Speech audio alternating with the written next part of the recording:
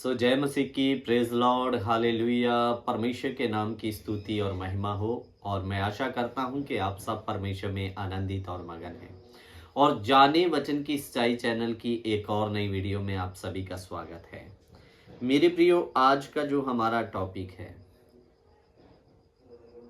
क्या मसीह औरतें मांग में सिंदूर लगा सकती है या नहीं। तो मेरे प्रियो, बड़े ध्यान देकर आपको सुनना है। कुछ पास्टर लोगों को भी ये वचन बड़े ध्यान से सुनना है। कुछ मसीह सेवक लोग कलीसिया की औरतों को इन सब चीजों को लगाने की अनुमति देते हैं सिर्फ और सिर्फ इस आयत के आधार पर कि परमेश्वर बाहर को नहीं देखता, परमेश्वर अंदर को देखता है। लेकिन मेरे प्रियो, अगर एक पास्टर ऐसा एक विश्वासी को सिखा रहा है तो आप गलत फहमी में हैं। मैं आगे आपको बताने वाला हूं। न्याय के दिन आपकी एक एक चीज का न्याय होगा परमेश्वर के सामने में। मेरे प्रियो, हमारे चैनल का उद्देश्य लोगों तक सत्य पहुंचाना, चाहे किसी को अच्छा लगे या ना लगे, लेकिन हम लोगों तक सत्य रखते हैं। आप देख सकते हैं, हमें 2 साल से ज्यादा YouTube पर काम करते हुए हो गया। और मेरे प्रियो, हमारे जो अभी तक सब्सक्राइबर हैं, हमारे सुनने वाले हैं, वो है 51,000 के आसपास, यानी कि 51,000 के आसपास। तो मेरे अजीजों, कहने का मतलब क्या है, इस चैनल के साथ वही व्यक्ति जुड़ने की कोशिश करता है जिसको सत्य जानने की जिसके अंदर भूख और तलब है करके। तो अजीजों, क्योंकि इस चैनल के साथ वो व्यक्ति जुड़ ही नहीं सकता जो अपनी इच्छाओं और अभिलाषाओं के अनुसार चलना चाहता है।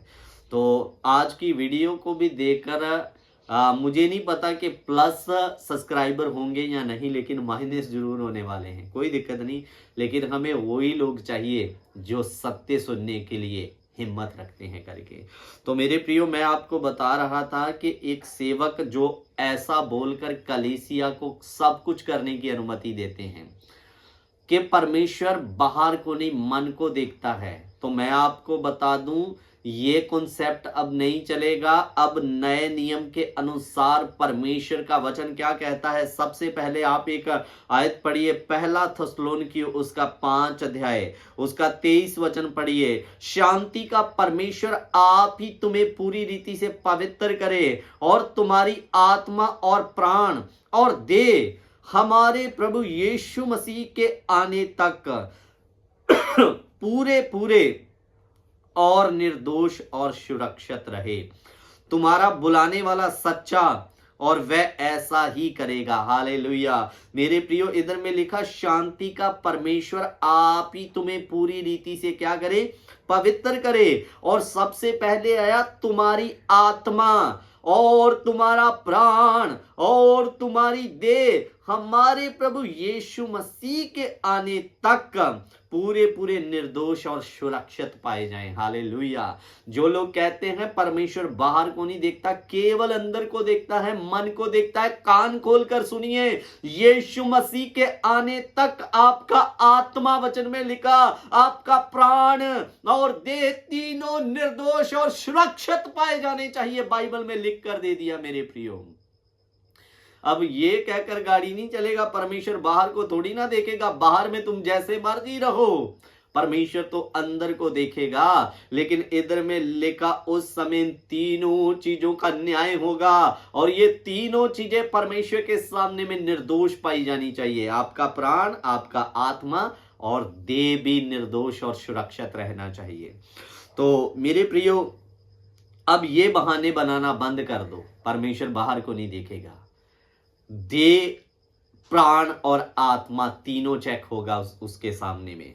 और ये मैंने मन से नहीं, आपको बाइबल से आंसर किया है। और मेरे प्रियो, अब हम अपने उस विषय की तरफ आते थे। ये तो है उन लोगों को जो कहते हैं, ये कहकर बहाना बनाते हैं परमेश्वर बाहर को नहीं मन को देखता है करके।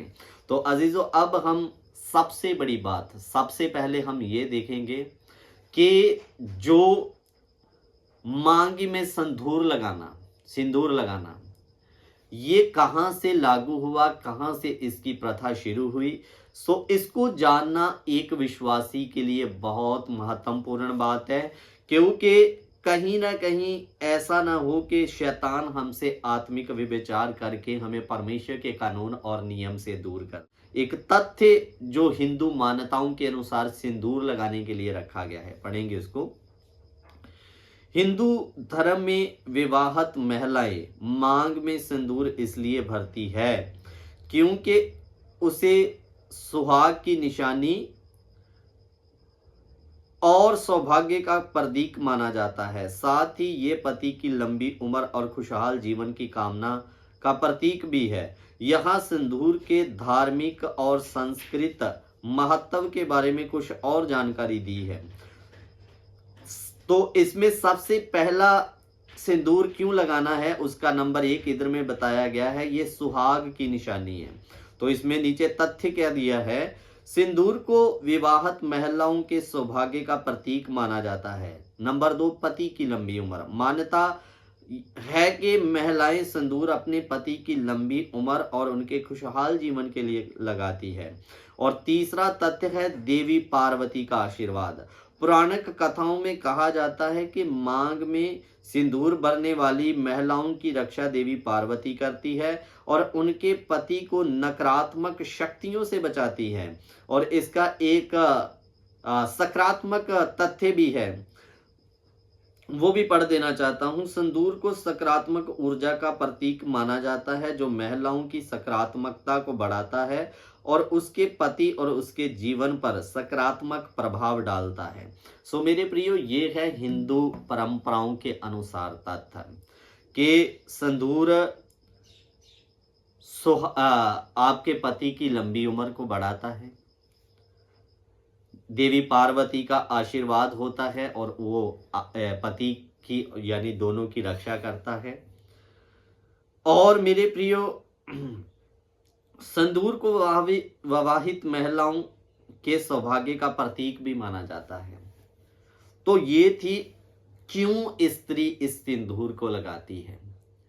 सेवकों, मुझे पता नहीं आप कभी किसी की जांच पड़ताल नहीं करते। खास करके मैं जब बाहर जाता हूं तो बाहर के सेवक लोगों को जब ऐसा करते देखते हैं, सुनते हैं, विश्वासियों को दूर की बात उनकी पत्नियां आज तक ये काम कर रही हैं, तो मेरे अजीजों, वो उनको किसी तथ्य का ज्ञान नहीं, ना ही वो इसकी पड़ताल करना चाहते हैं। बस एक वचन बोलते हैं, परमेश्वर बाहर को नहीं मन को देखता है।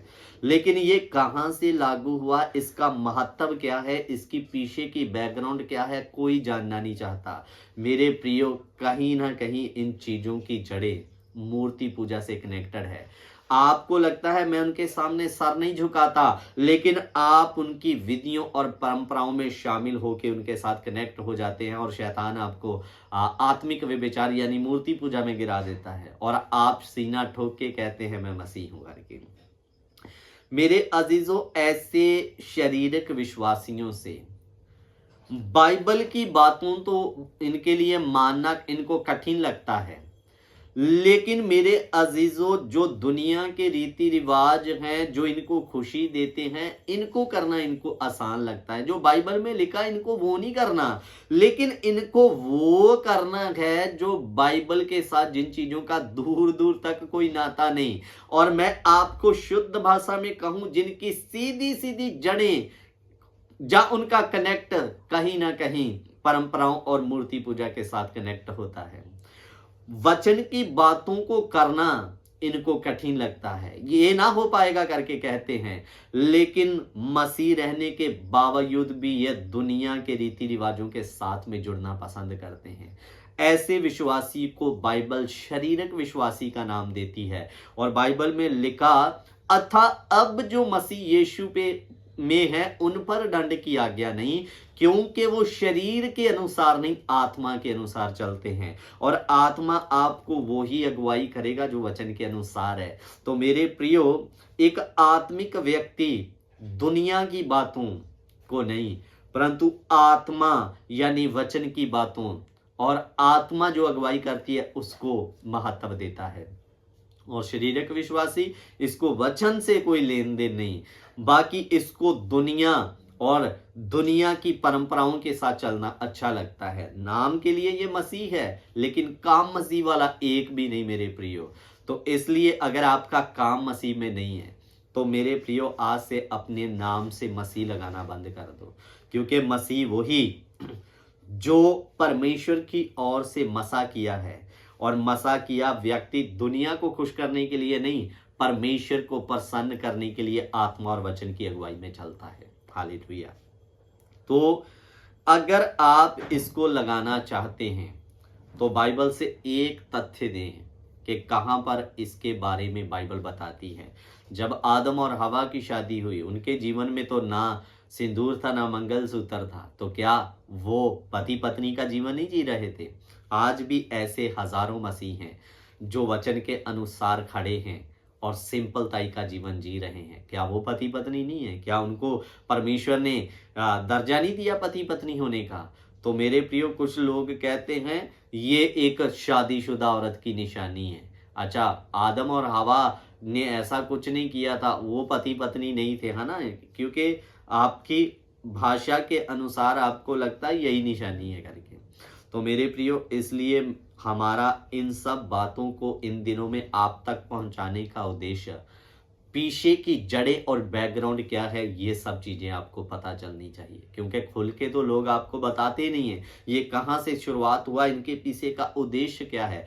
बस एक बात बोल के, परमेश्वर बाहर को नहीं देखता, मन को देखता है करके कितने सेवक आपको गुमराह कर देते हैं। सो इसलिए मेरे प्रियो, इन चीजों से बाहर आए और जिन चीजों का कनेक्ट कहीं ना कहीं मूर्ति पूजा से है, उनसे निकलें और परमेश्वर के वचन के अनुसार जीना शुरू करें, आत्मा की अगुवाई में चलें। सो प्रभु आप सबों को इन वचनों के द्वारा आशीष और बरकत दे। जय मसीह की। God bless you. Prabhu Ashish they.